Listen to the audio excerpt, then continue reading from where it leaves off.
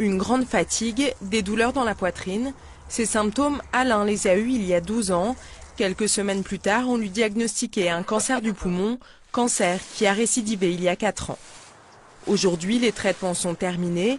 Alain est surveillé par un scanner de contrôle tous les 6 mois, mais aussi grâce à son ordinateur. Une fois par semaine, il se connecte à une application sur Internet. Je dois répondre à une dizaine de questions.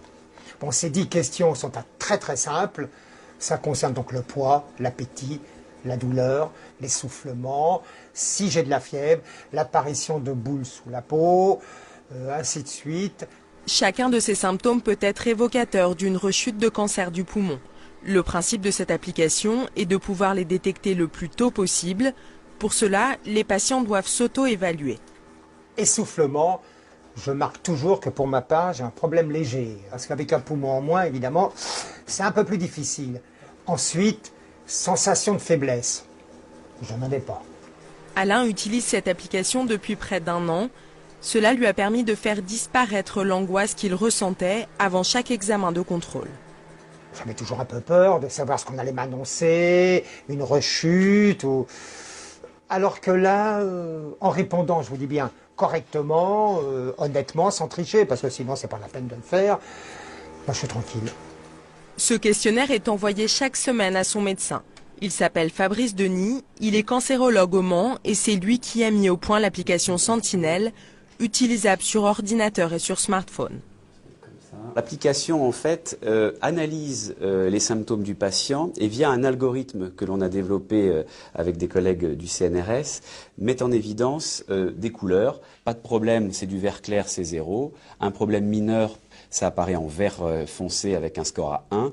Si le problème est plus important, donc un problème moyen pour le patient, ça apparaît avec un score à 2 en jaune. Et si le problème est majeur, eh bien, ça apparaît en rouge et à 3. On voit chez ce patient, par exemple, que, alors qu'il avait quelques symptômes légers les semaines précédentes, eh bien, une association de couleurs jaune et orange concernant sa perte de poids, sa perte d'appétit et des douleurs sont en train d'apparaître. Et c'est là qu'on peut suggérer une récidive et donc convoquer le patient.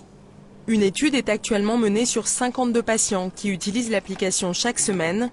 Et au bout d'1 an, les premiers résultats sont très encourageants.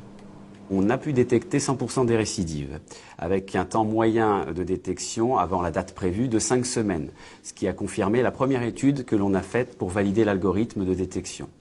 On a aussi remarqué qu'aucun patient qui avait le sentinelle normal rechutait finalement. Donc ça c'est important car évidemment ça demande à être confirmé par des études un peu plus larges, mais cela suggère qu'on pourrait limiter certains scanners inutiles. En France, le suivi après traitement des patients ayant eu un cancer du poumon n'est pas standardisé. Scanner ou radio, examen très rapproché ou espacé de plusieurs mois, chaque équipe médicale fait selon ses habitudes. Pour ce spécialiste du cancer du poumon, l'autosurveillance peut donc être un atout.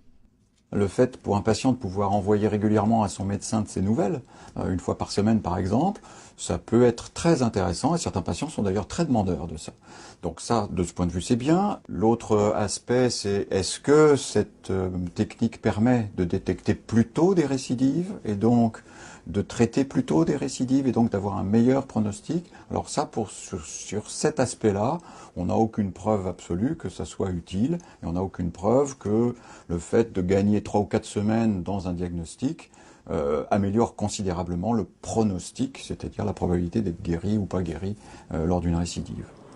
Pour l'instant, cette application gratuite n'est accessible qu'aux patients de la clinique où le docteur Denis exerce, mais il doit bientôt rencontrer les autorités de santé pour les convaincre de son utilité.